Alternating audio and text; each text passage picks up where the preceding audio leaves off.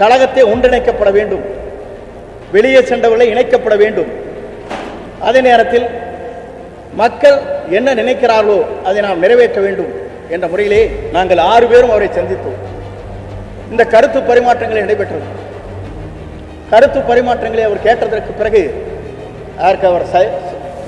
அவர் பொறுத்தவரையிலும் அந்த கருத்தை ஏற்றுக்கொள்கிற மனநிலையே அவர் இல்லை. இது எதற்காக நான் சொல்கிறேன் சொன்னால், மறப்போம், மன்னிப்போம்.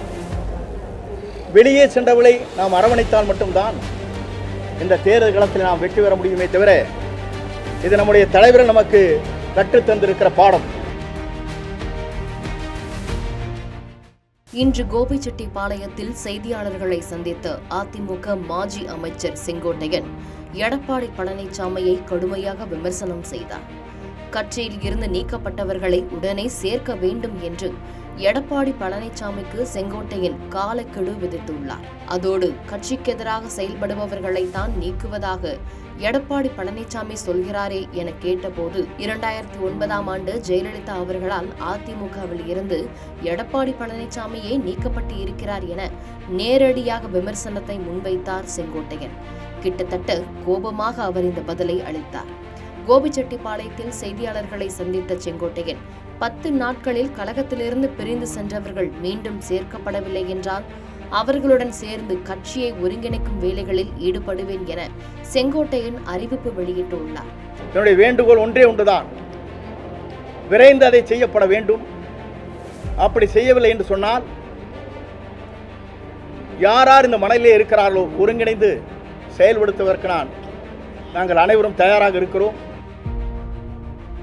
தனது கோரிக்கைகளை பரிசீலித்தால் மட்டும்தான் இனி எடப்பாடி பழனிசாமியுடன் பரப்புரைகளில் பங்கேற்பேன் என கட்சியின் மூத்த தலைவர் செங்கோட்டையன் திட்டவட்டமாக தெரிவித்தார்.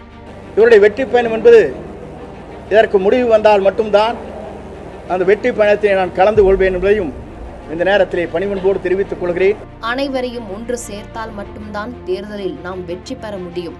அதை கழகத்தின் பொதுச் செயலாளர் உணர்ந்து கொள்ள வேண்டும். 2016க்கு பின் தொடர்ந்து தேர்தலை நாம் சந்திக்கிறோம். 2016க்கு பின் வரிசையாக பல தேர்தலில் நாம் தோல்வியும் அடைந்துவிட்டோம். பாஜகவுடன் கூட்டணி வைத்திருந்தால் 2024இல் 30 இடங்களில் வென்றிருப்போம். வேலுமணி கூட அதை குறிப்பிட்டு பேசினார். கழகம் தொய்வோடு இருக்கிறது என்று எடப்பாடியிடம் கூறினோம். கட்சியில் இருந்து பிரிந்து சென்றவர்களை மீண்டும் கட்சியில் சேர்க்க வேண்டும், மறப்போம், மன்னிப்போம் என எடப்பாடியிடம் சொன்னேன். ஆனால் அதை அவர் ஏற்கவில்லை என்று செங்கோட்டையன் பேசியுள்ளார். கழகத்தை ஒன்றிணைக்கப்பட வேண்டும், வெளியே சென்றவர்களை இணைக்கப்பட வேண்டும். அதே நேரத்தில் மக்கள் என்ன நினைக்கிறார்களோ அதை நாம் நிறைவேற்ற வேண்டும் என்ற முறையிலே நாங்கள் 6 பேரும் அவரை சந்தித்தோம். இந்த கருத்து பரிமாற்றங்கள் நடைபெற்றது. கருத்து பரிமாற்றங்களை அவர் கேட்டதற்கு பிறகு